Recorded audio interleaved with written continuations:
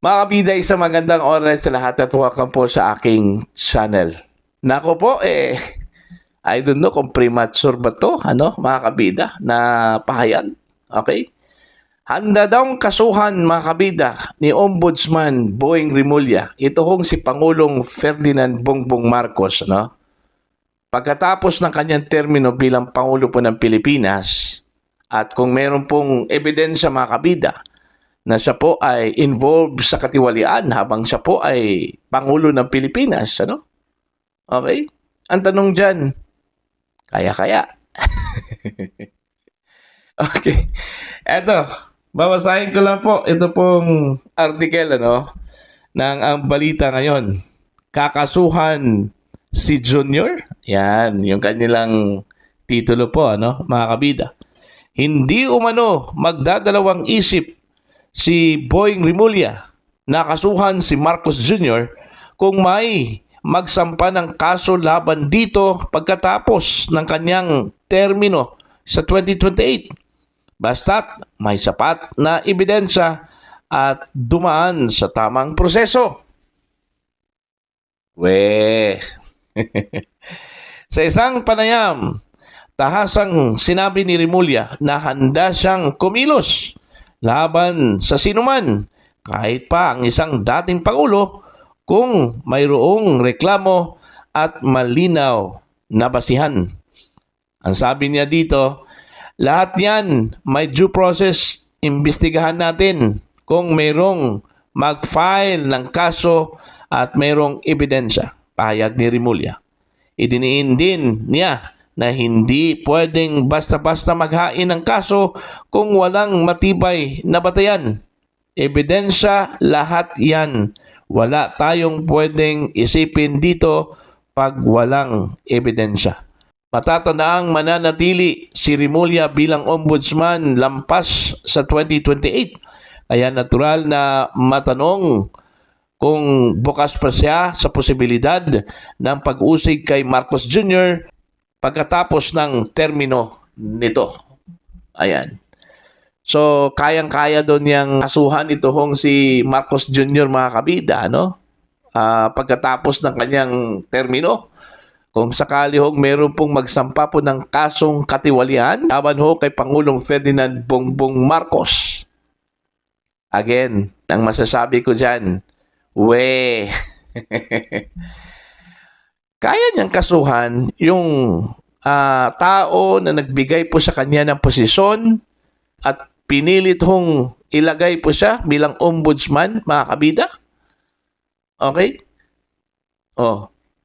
Ito, malaking pabor na po ito, Unang-una, inappoint siya bilang secretary po ng Department of Justice. Tapos, hindi pa po siya kontento po sa DOJ po, mga kabida. Nag-apply for ombudsman position, Okay? Marami hong dinaanan po. Ito hong si Rimulya po, mga kabida, na questionable po Unang-una, mayroon pong reklamo laban sa kanya dyan po sa Office of the Ombudsman. Alright? Hindi lang po isa. Okay? 3 reklamo actually, mga kabida, Pangalawa, ito hong kay Basti Duterte. Pangatlo po, mga kabida, yung kay Attorney Ferdy Topacio. Kaso lang po, hindi daw tinanggap, mga kabida, yung kay Attorney Topacio. So, natira na lang po yung kay Baste. Kasi yung kay Amy Marcos po, mga kabida, una, ibinasura yung kanyang main complaint. Nag-file po ng motion for reconsideration. Wala naman pong resulta kung ano po yung resolution po doon, Okay? Tapos ito hong kay Basti Duterte, mga kabida, nakadakit na po, biglang inandakit po, Okay? Ng ombudsman. Dahil daw merong bagong memorandum, na sinuspindi daw yung automatic docketing. Questionable yun.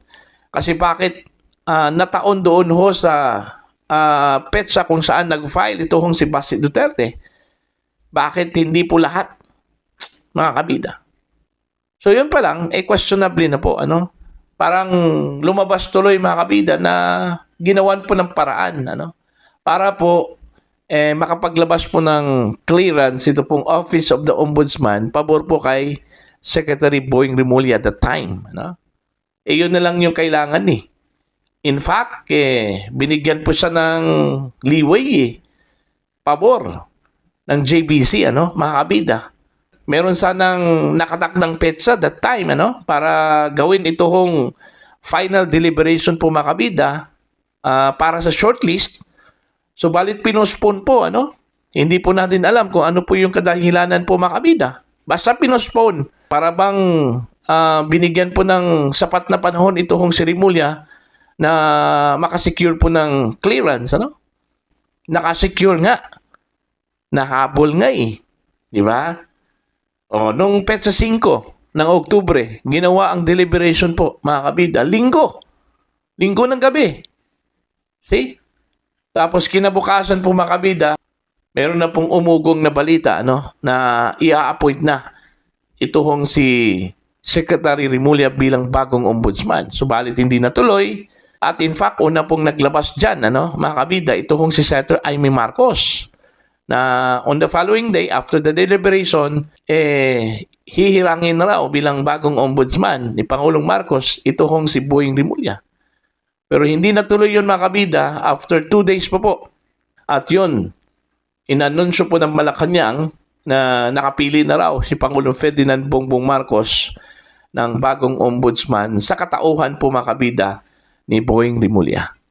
So, kung titingnan po natin yung journey, ni Boying Rimulya, mga kabida, from the start na nag-apply po ito hanggang napili bilang ombudsman, napakaswerte talaga. Kumbaga, ang perception po, mga kabida, binigyan talaga ng pabor. Porque miyembro po ng JBC, mga kabida, kumbaga, binigyan talaga ng pabor, Yung palang pag-postpone po, mga kabida, para lang po makahabol, itong si Rimulya ng kanyang requirement na clearance from the Office of the Ombudsman, malaking bagay na po yun. At hindi naman po umimik po itong JBC, sa kabila po ng mga ni-raise po na concern, mga kabida, patungkol ho sa pagkuha po ni Rimulya ng clearance. Kaya nga binatikos itong JBC, Kasi nung panahon po ni Gloria Macapagal Arroyo, mga kabida, meron pong isiningit sana na kandidato, nomination, itong si dating Pangulong Gloria Macapagal Arroyo para sa pagiging justice. Alright? Pero pumalag itong JBC. Kaya nga hindi na lang daw tinuloy, mga kabida, ni dating Pangulong Gloria Macapagal Arroyo yung pangalan na gusto niyang maging kabilang doon ho sa shortlist. Alright? Pero ginawa ba yan ng JBC during the time of Rimulya? Hindi. Wala ho silang ginawa. At nagtataka na lang po tayo, mga kabida, bakit napabilang po si Rimulya, sa shortlist para pagpipilian po ng Pangulong Ferdinand Bongbong Marcos sa pagiging ombudsman, mga kabida.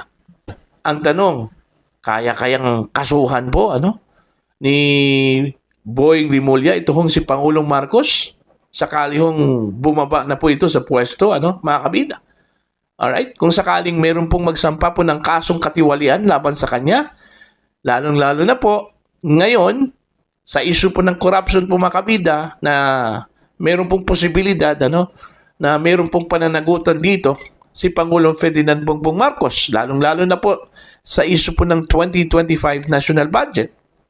Hindi kaya mabansagang walang utang na loob, ito hong si Rimulya, mga kabida, sa kabila ng ginawa po ng Pangulo sa kanya, Okay? Kung sakali hong itutuloy po niya ang pag-imbestiga ho dito.